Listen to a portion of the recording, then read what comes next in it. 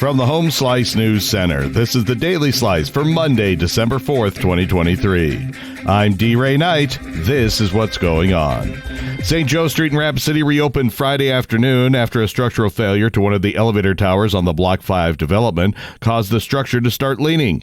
After Lloyd Company's officials notified the city, roads surrounding the structure were immediately blocked off and crews worked through the night to dismantle the tower.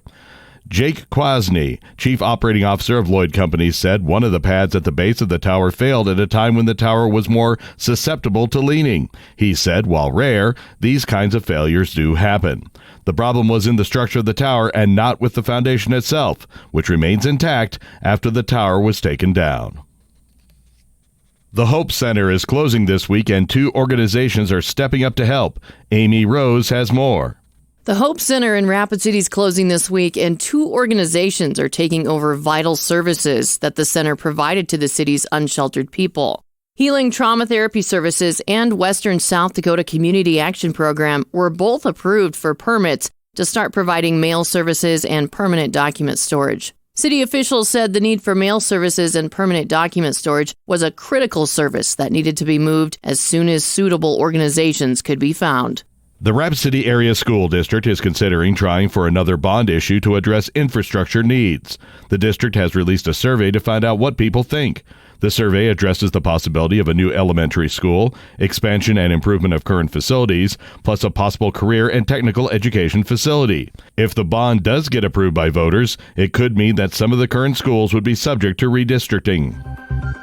In news from the nation and the world, Israel's military has renewed calls for mass evacuations from the southern town of Khan Yunis as it widened its ground offensive and bombarded targets across the Gaza Strip. Tens of thousands of displaced Palestinians have sought refuge in the town in recent weeks. The expanded operations follow the expiration of a week-long ceasefire. They are aimed at eliminating Gaza's Hamas rulers, whose October 7th attack into Israel triggered the deadliest Israeli-Palestinian violence in decades. The war has already killed thousands of Palestinians and displaced over 3/4 of the territory's population of 2.3 million people, who are running out of safe places to go. Meanwhile, Democrats in the Senate are calling for Israeli restraint in the Gaza war. Amy Rose has the latest. Senator Bernie Sanders and a group of Democratic senators say they're done asking nicely for Israel to do more to reduce civilian casualties in its war against Hamas in Gaza.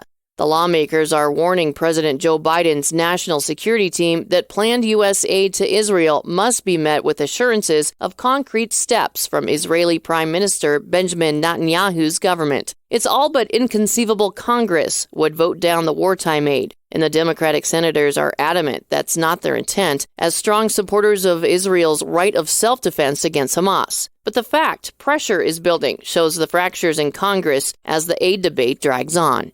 The U.S. Air Force says divers have discovered wreckage and the remains of 5 crew members from a U.S. Air Force Osprey aircraft that crashed last week off southwestern Japan.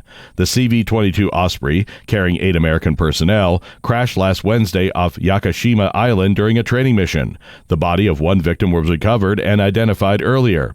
The Air Force Special Operations Command says the 5 newly located remains are being recovered and their identities have yet to be determined. Ospreys have had a number of crashes, including in Japan, where they are used at U.S. and Japanese military bases, and the latest accident has rekindled safety concerns.